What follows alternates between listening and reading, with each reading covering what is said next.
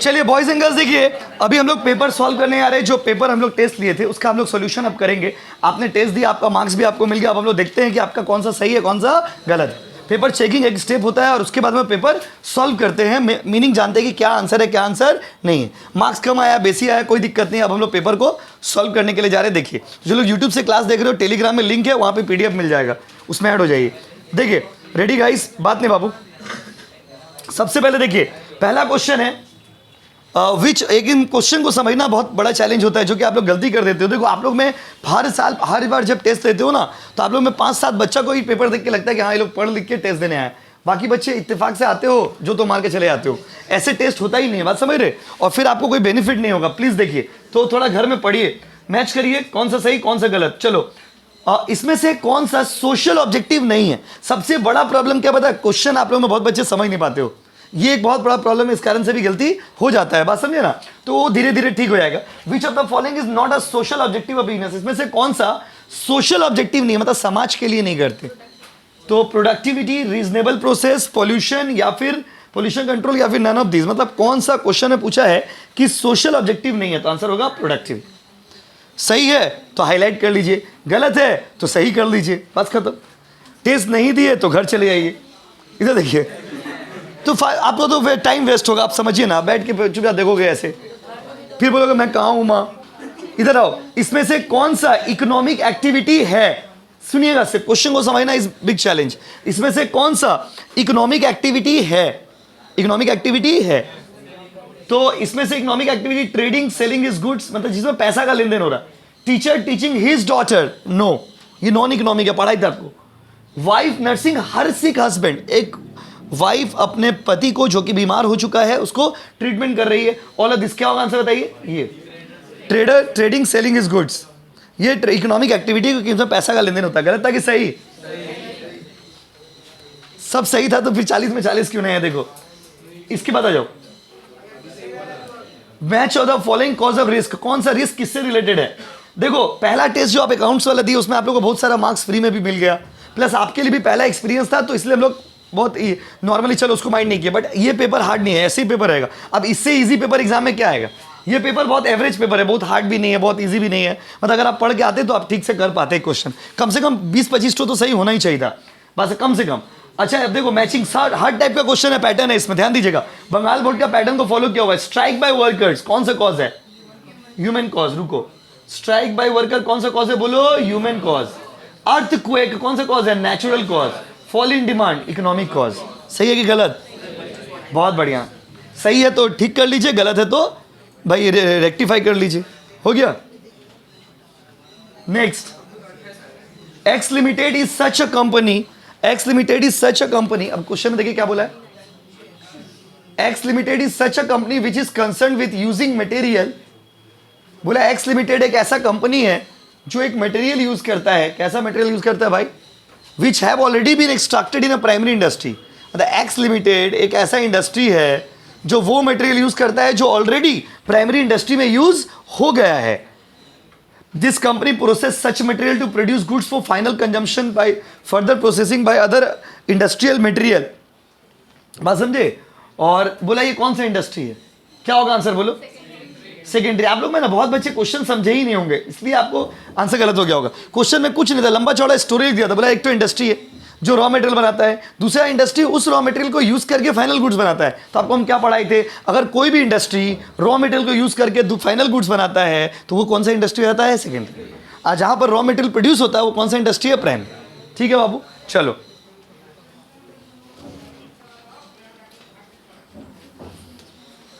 देखिए अगला क्या है। The minimum number of audit members adult members required to cooperative society. Cooperative society में मिनिमम मेंबर कितना चाहिए, 10। It is possible to maintain 100% secrecy and confidentiality. बोला वो कौन सा बिजनेस है जहां पे 100% इंफॉर्मेशन सीक्रेट रहता है, कोई किसी को इंफॉर्मेशन देता नहीं है। तो अगर भैया आपको 100% इंफॉर्मेशन सीक्रेट रखना है तो आप कौन सा बिजनेस में जाइए, सोल प्रोप्राइटरशिप। सही था किसी का? इसमें से कौन सा क्लॉज है मेमोरेंडम का जो कंपनी का पावर और लिमिटेशन को बताता है, आंसर होगा ऑब्जेक्टिव क्लॉज। देखिए उसके बाद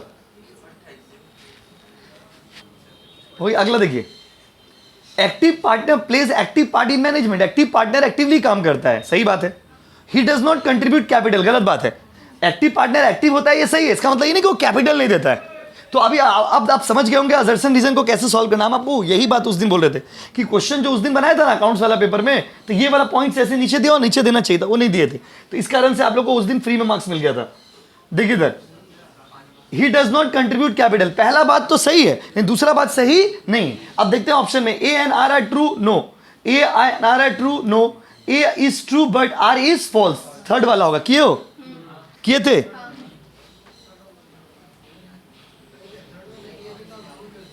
ठीक से देख लीजिए, आप काटाकुटी किए होंगे या फिर एक बार काट के दूसरा टिक किए होंगे, कुछ भी किए, देखिए ठीक से कुछ तो गलती हुआ होगा, देखिए, नहीं तो ऐसे क्यों हुआ मार्क्स काटे।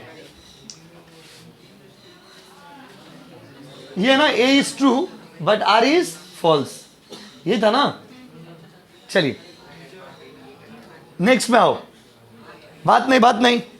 Statement 1 statement 2 true and false. My dear student, अब आपके लिए एग्जाम देना बहुत आसान हो गया क्योंकि हम लोग बहुत टेस्ट ले चुके हैं और भी टेस्ट लेंगे। तो आप देखिए पेपर का पैटर्न आपके लिए नया नहीं, लाइक ट्रू फॉल्स कैसे करना है, असर्शन रीजन कैसे करना है, मैचिंग रहेगा तो कैसे करेंगे, केस स्टडी, सब आपको हम लोग पेपर में दे रहे हैं। कल कॉस्टेक्स का टेस्ट था, आप लोगों ने कुछ बच्चे दिए, कुछ बच्चे, कल तो बहुत बच्चे एब्सेंट थे, तो अब क्या कर सकते हैं, घर जाके तो पेपर नहीं देंगे, समझिए। तो जो लोग टेस्ट दिए आपको बेनिफिट हो रहा, आपका मार्क्स कम आ रहा, बेसी आ रहा, that is secondary. Primary thing is कि आप पेपर का पैटर्न जान रहे हो कि कैसे एग्जाम देना है। इधर आइए, तो भाई क्वेश्चन नंबर 9 आइए। आर्टिकल ऑफ एसोसिएशन में रूल्स रेगुलेशन जो इंटरनल होता है, हाँ, article of association principal document है ना। प्रिंसिपल डॉक्यूमेंट कौन होता है? MOA, memorandum. तो इसमें क्या होगा आंसर बताइए। पहला तो सही है लेकिन दूसरा क्या बाबू, गलत। तो पहला स्टेटमेंट क्या बताइए, इसका one statement is true but the another statement is false, ऐसा कोई है ऑप्शन? देखिए थर्ड वाला मार दो, मारो एकदम बढ़िया से हाईलाइट कर लीजिए। एग्जाम से पहले रिवीजन करके जाना, बात समझे ना। उसके बाद आओ, which of the following is a demerit of departmental undertaking. Departmental undertaking का क्या खराबी है? इजी होता है, रूल्स ज्यादा होता है, अकाउंटेबिलिटी ज्यादा होता है। तो देखिए डिपार्टमेंटल ऑर्गेनाइजेशन का कुछ दिन पहले ही पढ़ाए थे आपको, खराबी ये होता है इसमें ना रेड टैपिज्म होता है। रेड टैपिज्म का मतलब होता है रूल्स रेगुलेशन बहुत ज्यादा है। डिपार्टमेंटल ऑर्गेनाइजेशन में रूल्स रेगुलेशन बहुत ज्यादा होते हैं। करिए उसके बाद ये वाला तो आपको पहले भी बोले थे, क्वेश्चन रहेगा ही रहेगा। गवर्नमेंट कंपनी में गवर्नमेंट का हिस्सा कितना परसेंट होगा? 51%। आपको पता है, देखिए आंसर कितना होगा, 51%। ठीक करते जाइए।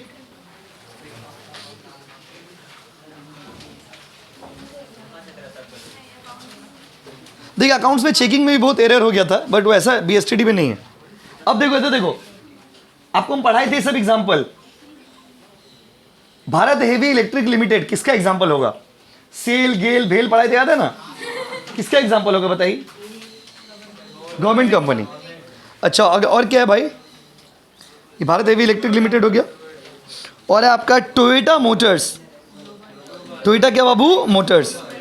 ये क्या होगा बताइए? ग्लोबल, इसका गाड़ी है, इस कंपनी का ही गाड़ी आता है। Reserve bank of India statutory और रेलवे डिपार्टमेंट, सब पढ़ाया हुआ है। क्वेश्चन सही था किसी का बताइए? 4 5 10 बच्चों का सही था, चलो बहुत बढ़िया। नेक्स्ट, उसके बाद लाइफ इंश्योरेंस को, आस्ते, लाइफ इंश्योरेंस को एकदम ध्यान दीजिए, सुनिए ध्यान से, क्योंकि आपको सबसे ज्यादा दिक्कत यही होता है एग्जाम में कि क्वेश्चन ही नहीं समझ पाते हो, तो वही तो समझा रहे आपको। इधर देखिए क्या बोला है, life insurance is a contract of क्या? इंडिमनिटी। ये बात सही है या गलत है? गलत है। लाइफ इंश्योरेंस को कॉन्ट्रैक्ट ऑफ गारंटी कहते हैं, तो यहां पर ये लाइन गलत है, पहला लाइन ही गलत है। अब दूसरा देखते हैं, अकॉर्डिंग टू प्रिंसिपल ऑफ इंडिमनिटी आपको उतना ही पैसा मिलेगा जितना आप, इसमें ना असर्शन गलत है और रीजन जो है ना वो सही है। अब देखते हैं ऐसा कोई ऑप्शन है कि नहीं, तो आंसर होगा A is false but R is true, ऐसा कोई है ऑप्शन? देखिए करिए, ये उल्टा हो गया, A is false but R is true. अब समझ गया ना असर्शन रीजन? आप लोगों ने बहुत दिन से बच्चे को बताइए वाला कराइए, वाला कराइए। अब समझ गया ना कैसे होता है असर्शन रीजन? खाली फैक्ट्स को ना पढ़ के देखिएगा कि सही है कौन सा है, गलत कौन सा है, उसके बाद ऑप्शन में जाइएगा। पहले पढ़ लिए, पढ़ के उसके बाद ऑप्शन में देखिए कौन सा आंसर होगा। बाबू अगला क्वेश्चन में आओ ना प्लीज, आओ ना प्लीज। इसमें से कौन सा मेरीन इंश्योरेंस का पॉलिसी है? मरीन इंश्योरेंस था जहाज का। Very good, excellent, all of these. मारो एकदम, there is no maximum limit of sum assured for. बोला वो कौन सा इंश्योरेंस है जहां पे कोई लिमिट नहीं है, जितना मन है उतना इंश्योरेंस करवा लीजिए। आंसर होगा लाइफ। पेपर बहुत इजी भी नहीं था, बहुत हार्ड भी नहीं था, आप पढ़े होते तभी आप कर पाते, अदरवाइज नहीं होगा। इसमें से कौन सा इंश्योरेंस का काम नहीं है, इसमें से कौन सा इंश्योरेंस का काम नहीं है बताइए? Risk sharing, assist in capital, lending of fund. Answer होगा लेंडिंग ऑफ फंड।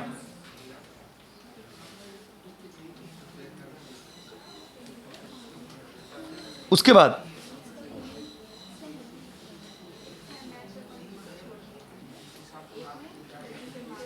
कितना क्वेश्चन हो गया बताइए? 16। वाह, इतना लंबा चौड़ा लिख दिया है। बट देखो, अब इतना लंबा चौड़ा क्वेश्चन देख के आदमी क्वेश्चन पढ़ता ही नहीं, बोले छोड़ दे रहे क्वेश्चन। क्वेश्चन देखो क्या बोला है, देखते हैं ये किसका सही हुआ। Principle of insurance enables to claim amount from third party responsible for the loss. It allows the insurer to pursue legal methods to recover the amount of loss. भाई बात में आई, बात करने तब मजा आया करी क्लास में, पहले बता दे रहे। It allows the insurer to pursue legal methods to recover the amount of loss. For example, if you get injured in a road accident due to reckless driving of a third party, the insurance company will compensate your loss and will also sue the third party to recover the money paid as a claim. क्या है क्या question में बोला क्या? पहले तो question समझना होगा, बिना क्वेश्चन समझे आंसर कैसे देंगे? क्या आंसर किए बोलो? क्यों किए बताओ, क्या बोला है क्वेश्चन में जो आप ऐसा कर दिए? देखिए, बोलने तो दीजिए, बोलिए। ठीक बोलिए। कोई थर्ड पार्टी से अगर एक्सीडेंट हो रहा है तो वो जो इंश्योरेंस लिया है उसको ये लीगल मेथड ये करने के लिए हेल्प करता है कि जैसे कोर्ट वगैरह में केस लड़ने के लिए, ताकि जो कंपनसेशन है वो ये हो जाए। तो आपका जब नुकसान हो जाता है, नहीं ठीक बोल रहे हो आप, जब नुकसान हो जाता है तो नुकसान होने के बाद आपको पढ़ाए थे, नुकसान होने के बाद आप पैसा क्लेम कर पाओगे, लेकिन जो नुकसान, जो चीज़ का पैसा आपको मिल गया है वो चीज़ किसका हो जाएगा? इंश्योरेंस कंपनी का हो जाएगा। इससे ये ऐसा प्रिंसिपल कौन सा था? Principle of subrogation. ये क्वेश्चन सही होना बहुत बड़ा बात है, क्योंकि ये थोड़ा टफ क्वेश्चन था, क्योंकि इतना लंबा क्वेश्चन ऑप्शन पढ़ना, सही करना। चलो next, personal inspection of good is possible under.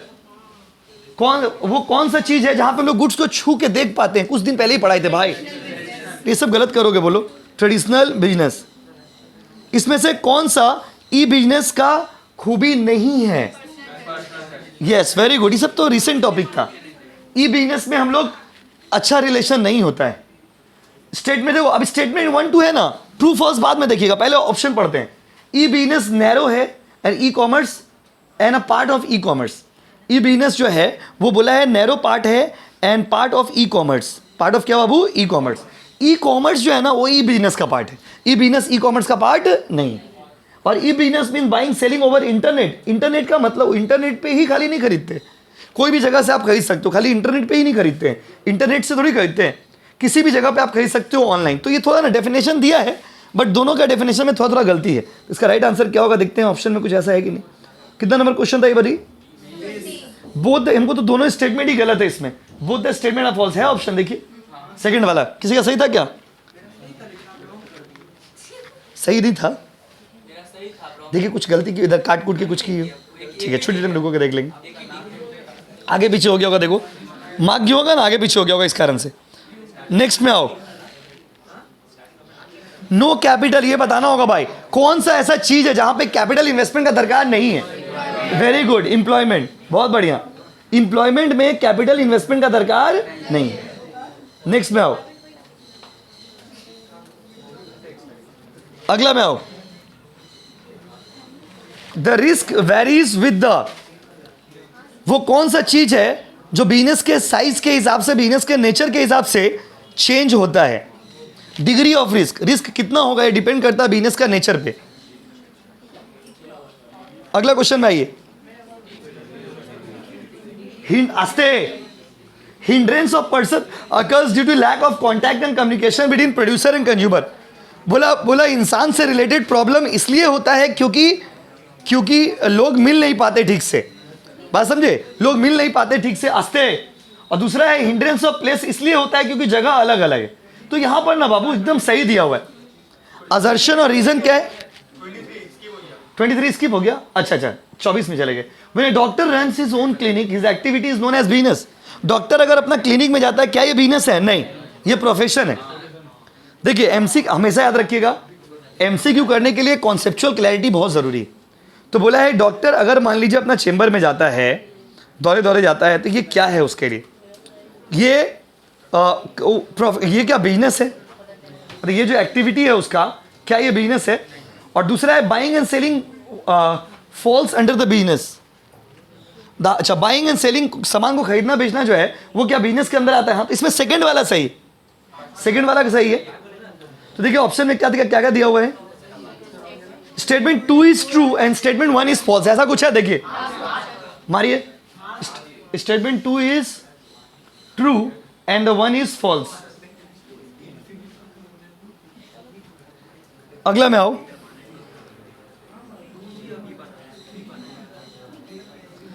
अच्छा, जो बता रहे थे ये तो सही लिखा हुआ है कि लोगों का प्रॉब्लम इसलिए होता है क्योंकि लोगों का कम्युनिकेशन नहीं है।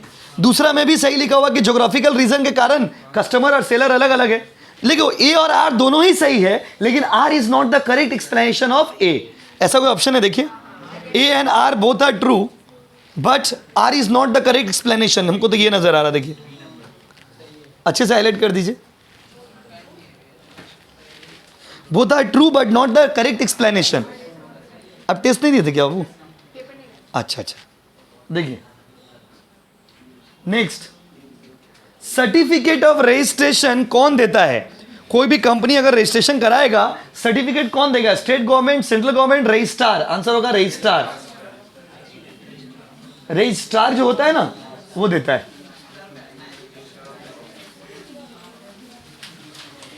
अगला में आइए,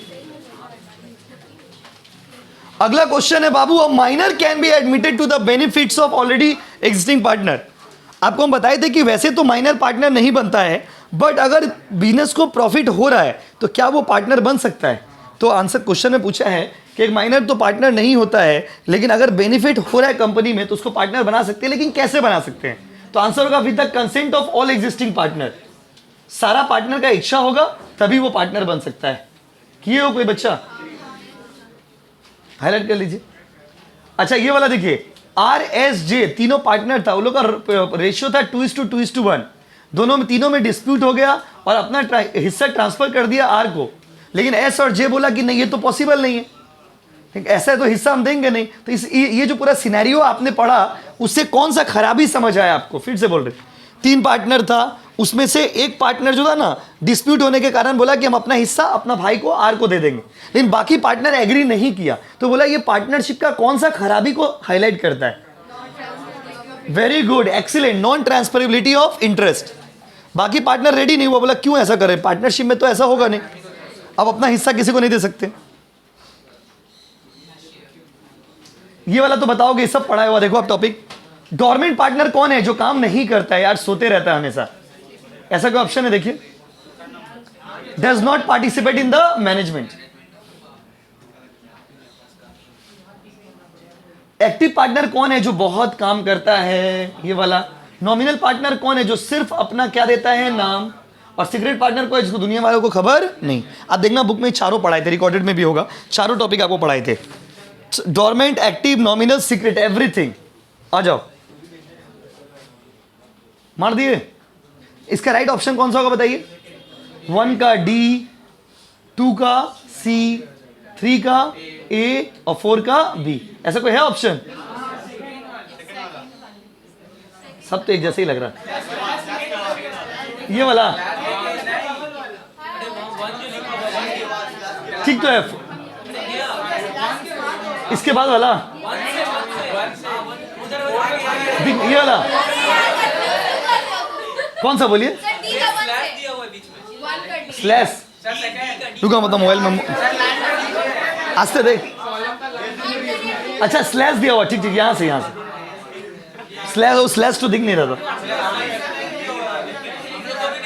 देखिए देखिए, रेडी? आ जाओ, आस्ते। देखिए, आप तो किए ही नहीं। देखिए आस्ते, जो रेडी इधर है, जो बच्चे लोग टेस्ट नहीं दिया लोग बोला मेरा गलत हो गया। देखिए इधर आ जाओ। क्वेश्चन नंबर 29, पार्टनरशिप फर्म का मैक्सिमम पार्टनर 60 होता है? नहीं, ऐसा तो कभी पढ़े ही नहीं। उसके बाद आपका नॉमिनल पार्टनर एक्टिवली पार्टिसिपेट करता है बिजनेस में? नहीं। तो यहां पर ना दोनों ही गलत है। तो ऑप्शन देखते हैं कौन सा है, बोथ स्टेटमेंट आर फॉल्स। हो गया, देखो जैसे पेपर सॉल्व हो गया, अब आंसर भी आपको पता चल गया। अब आप घर में आके बढ़िया से पढ़ के याद कर लीजिएगा, बस हो गया। टेस्ट कम बेसी मार्क्स मैटर नहीं है, बस टेस्ट अच्छा से दो। नेक्स्ट, बहु बात नहीं, dash is establish under special act. वो कौन सा बिजनेस है जो एक स्पेशल लॉ से बनता है? स्टैट्यूटरी कॉर्पोरेशन यार। नेक्स्ट में आओ,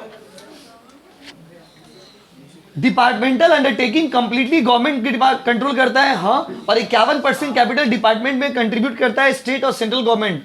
अब यहां पर देखो, ये थोड़ा पहला वाला तो सही है, लेकिन दूसरा वाला जो स्टेटमेंट है ना, वो थोड़ा डिस्प्यूटेड स्टेटमेंट है, मतलब फॉल्स स्टेटमेंट है।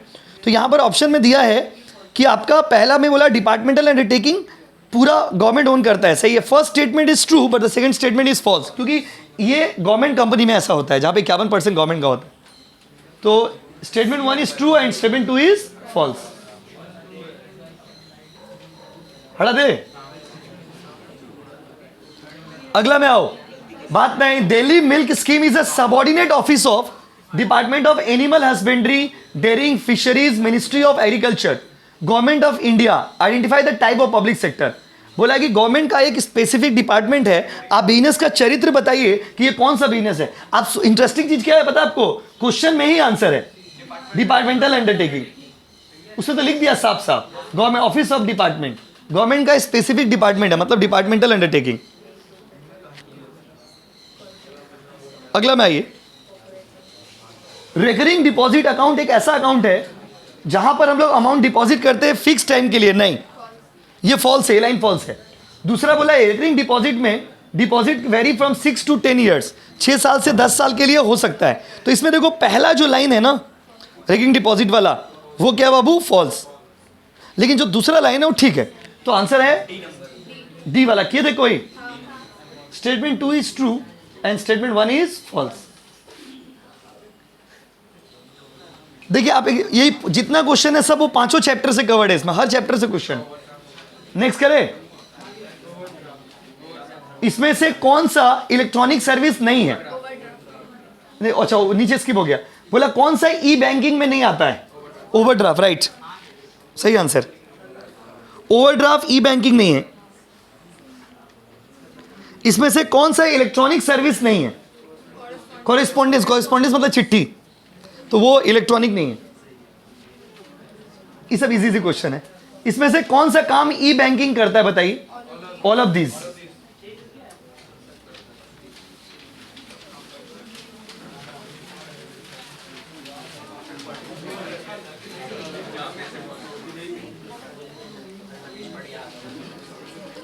नेक्स्ट आओ,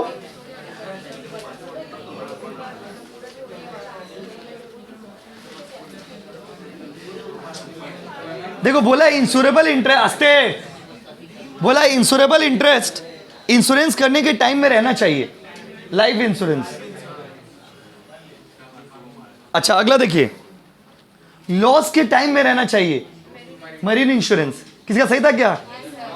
आर दोनों की सिचुएशन में रहना चाहिए क्या बाबू?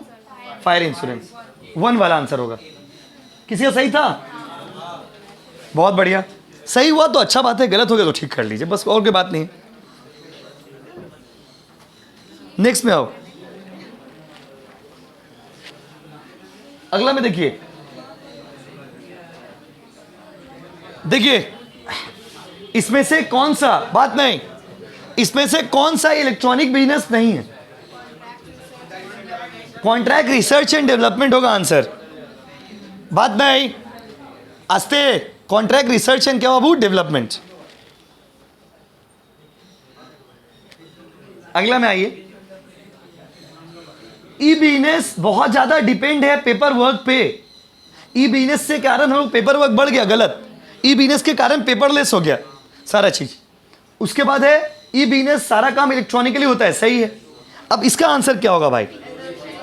Assertion is false but the reason is true, option D वाला, डी है शायद।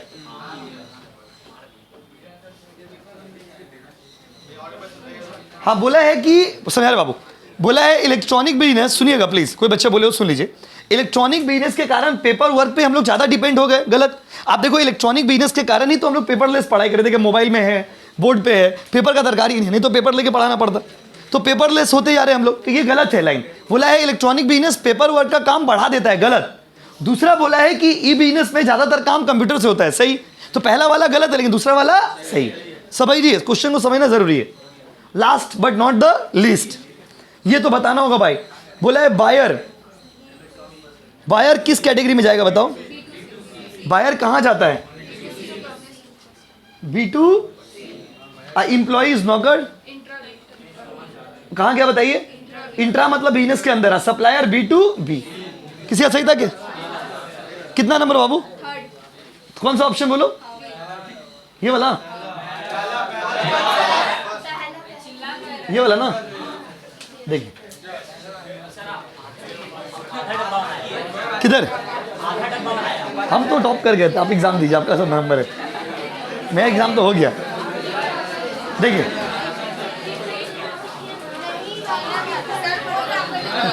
अब आपका नंबर एग्जाम देने का, मैं तो दे दिए।